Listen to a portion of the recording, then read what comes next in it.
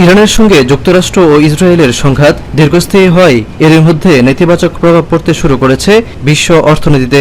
দেশে দেশে দেখা দিচ্ছে জ্বালানি সংকট। তবে পরিস্থিতি মোকাবেলায় আগাম নানা পদক্ষেপ নিয়েছে মালয়েশিয়া। সরকার সংশ্লিষ্ট কর্মকর্তা কর্মচারীদের ওয়ার্ক ফ্রম হোমের ঘোষণা দিয়েছেন প্রধানমন্ত্রী আনোয়ার ইব্রাহিম, যা কার্যকর হবে 15 এপ্রিল থেকে। মধ্যপ্রাচ্যে চলমান সংঘাতের কারণে বৈশ্বিক জ্বালানি পরিস্থিতি আরও খারাপ হতে পারে এবং স্বাভাবিক অবস্থায় ফিরতে বেশ সময়ের প্রয়োজন হবে, এমন আশঙ্কায় আগেভাগেই এই সিদ্ধান্ত আনোয়ার ইব্রাহিম প্রশাসনের। চাপ কমাতে ভোক্তাদের মাসে 200 লিটার জ্বালানির কোটা নির্ধারণ করা হয়েছে। স্থানীয়দের জন্য ভর্তুকি দিয়ে জ্বালানি দেওয়া হচ্ছে আগের দামেই।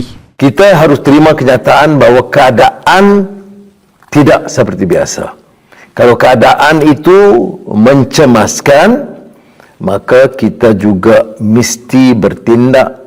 জাতীয় জ্বালানি কোম্পানি পেট্রোনাস মে মাস পর্যন্ত পর্যাপ্ত তেল ও গ্যাস সরবরাহের নিশ্চয়তা দিয়েছে বলেও জানান তিনি।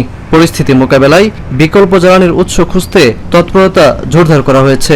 কমানো হচ্ছে সরকারি ব্যয় ও বড় আকারের অনুষ্ঠান।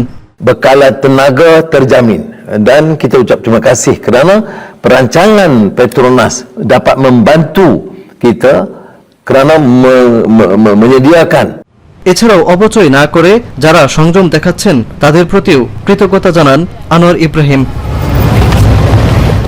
শাহরিয়ার তারেক, এখন মালয়েশিয়া।